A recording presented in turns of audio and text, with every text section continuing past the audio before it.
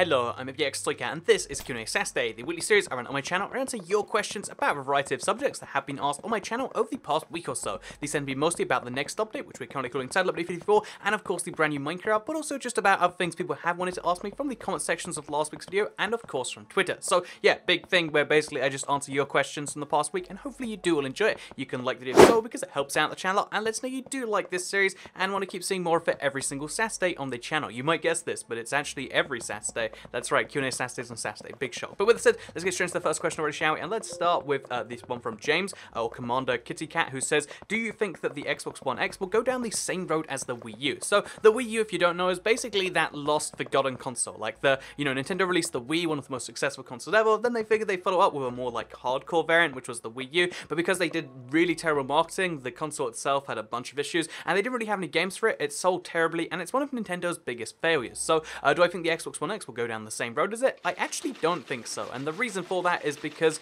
the Xbox One X is at least trying to do something that isn't filled in. Like, it's almost designed to fail in a way, but it's fine if it does, because unlike the Wii U, where they just upgraded, didn't really have the reason to go for it besides like, oh yeah, there'll be some games in the future, the Xbox One X takes the kind of idea of like, okay, what if we improved existing games and just made it like a new Xbox, console? Like, it defeats some of the point of the console where it's meant to be one system, but this just means that, oh yeah, there's the 1080p system, the Xbox One S, and there's the 4K console, the Xbox One X. So I think because of that, it's going to do okay, but I think it's not designed to do well. I think it's just meant to be there to encourage the Xbox ecosystem, as a whole, and it's yeah, I don't think it'll do well, but I think it won't be a failure for not doing well, which is confusing, but it's one of those things where, like, if you're expected to get an F in a subject and you get a D, that's like a success, right? But it's still not doing well. That's still a failure, but it's not a Wii U failure.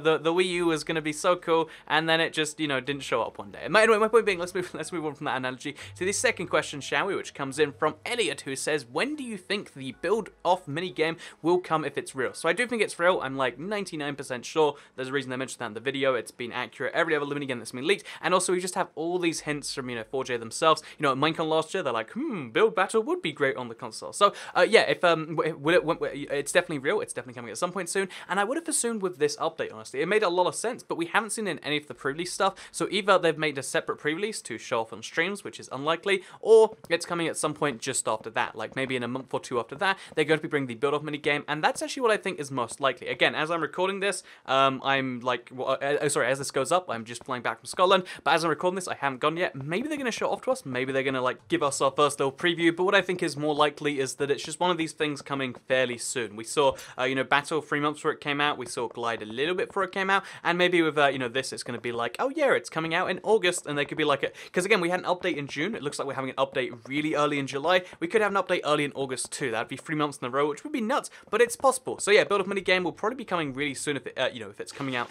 or maybe they put it on the back shelf for now, but for now, I do think it's quite likely to be coming quite soon, Elliot. So let's move on to the next question, which comes in from George Cantrell, who says, hashtag QnA, apart from crossplay, what other positives does the new Minecraft have? I just don't see the point in losing Glide, Battle, and Tumble. Isn't that a step backwards? So to answer your question, yeah, it is a step backwards in a way. Again, they want to sell it like it's this entire improvement forward, but the truth is there's pros and cons. I made a video on this, but when it comes to this particular kind of like, okay, what do you really want? Do you care more about minigames? Stick with the current console version. If you want the new version, then what you'll get is crossplay. Infinite Worlds is one a lot of people are down with. There's also the servers, and there's also the realms. I think these things for a lot of people are bigger, but I don't think they're necessarily big for everyone. And I think, again, make the decision in your head now. Again, you're going to have some time to switch over. If you have an Xbox One or you have a Switch, then, I would say don't immediately switch. Give it some time to think, try out the new version, and see after like a week which one you like more. That's not what they want you to do, but I'd say that's what's best for you, the user, and that's what I'm going to say right now. So, with that said, let's move to the next question, which comes in from Liz,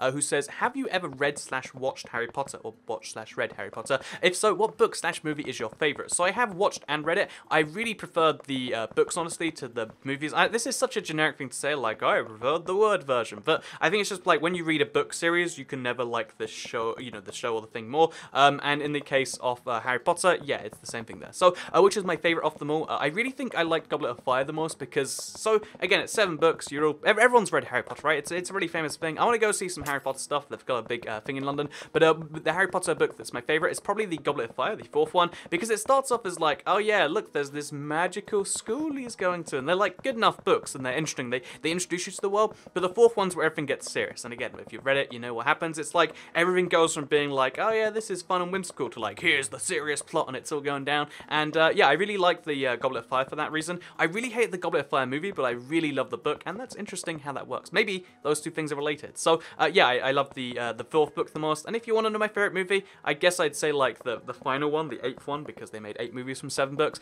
Because, you know, like, oh, that's all dramatic and over now. And yeah, that's what I'd say. So yeah, that's the answer to your question. Let's move on to the next one from Alex Gruber, who says, Toycat, what is the fastest Minecraft you get into a game? Here's an example. Turn on your console and keep a game going until you get a brand new world. I just think I'd be curious to find out which console loads up the fastest. So I did this test when the Wii U first came out. I'd recommend you watch that video. If you're curious about the Wii U's performance in 2017, then you can go check that video out. But the answer I believe I found was that surprisingly, I think it was the Xbox One that was slightly faster, but because of like cloud save, that's often not. But my point being is the Xbox One was slightly faster, the PS4 was sometimes faster, but the Wii U is definitely left in the dust. So right now, it's like a neck and neck between those two. The other one's all up behind. But the interesting thing about this question, the reason I decided to bring it up, is because the brand new Minecraft, the Bedrock Edition, the Universal Edition, the new Minecraft, there's no like consistent name for it, but you know, Minecraft, as it would just be known, actually has a way faster load time than any Minecraft console version, because it uses this new rendering engine. It does amazing stuff because it's designed to work on phones and it's powered like by a full-on gaming console, and that's why your worlds will load up as opposed to like, let's call it 15 seconds. It will take you maybe like 2.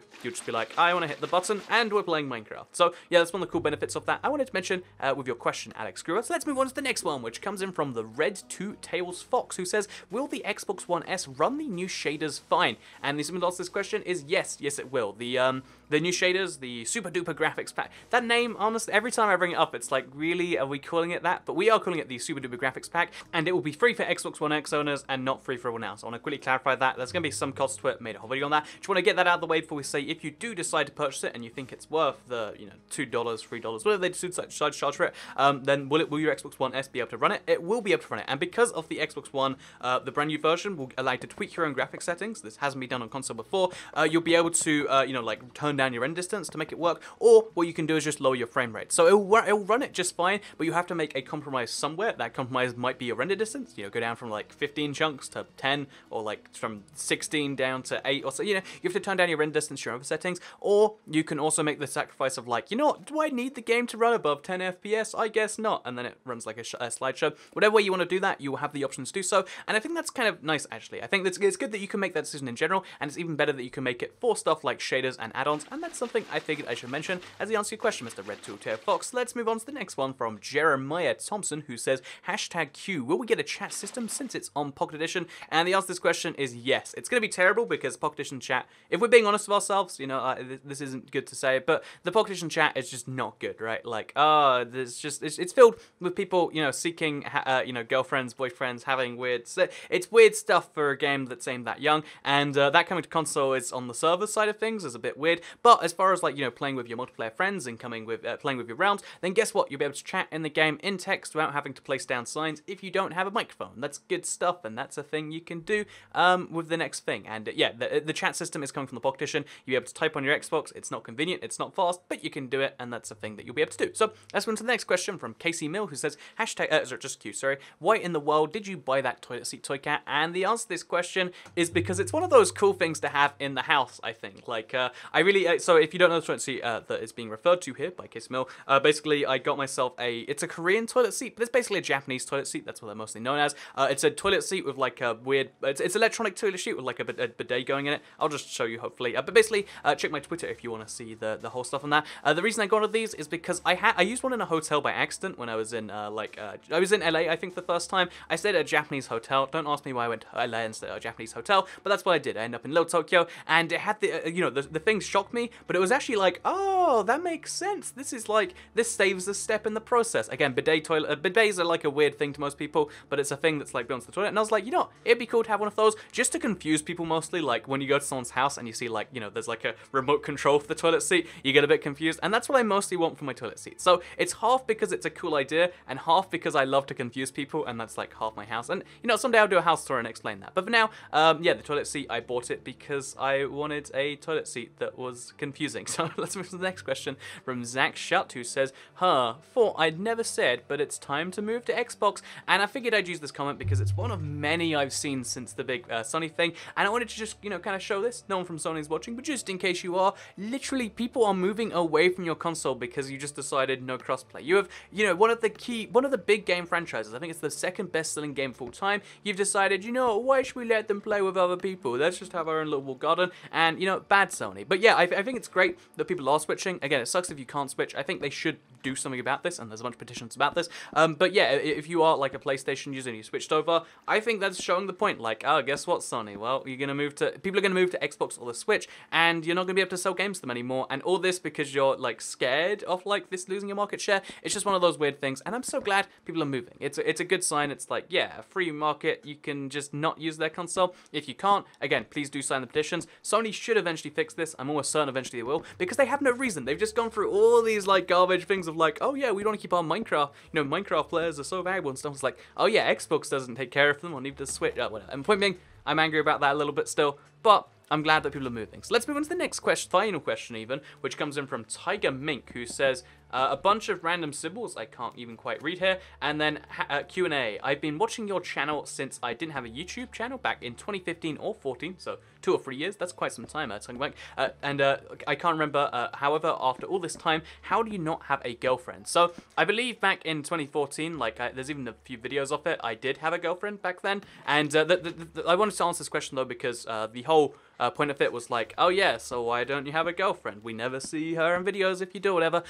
And the answer to that is like, I've had 3 girlfriends since 2014, but the thing is I think YouTube is this ever-evolving thing, and I've chosen since that first, you know, you might have seen Addison videos and stuff, but because of how that honestly went, like, I don't know, you can go back and, for me at least, I unlisted a few videos, because like, I went back and watched them, it's like, look, we're trying to do a thing and she's just being super uncooperative, or like, you know, there's just a bunch of stuff like that, so it's like, this is painful for me to watch, and imagine like other people watching like, oh look, you can see some relationship issues that time ago, but it's also just a matter of privacy. Like, again, I don't think, I like to try and keep my private life at least a little bit separate on that particular thing, because when people are signing up to date Andrew, they're not necessarily signing up to date IBX Toycat and be in these crazy videos. It's, you know, it's one of those things. I just want to kind of mention that in case anyone's you know, concerned or whatever, that it is just one of these things where I think YouTube and like a relationship is something a lot of people have struggle balancing. Like when you see a YouTuber that just pulls out a camera and starts vlogging their like you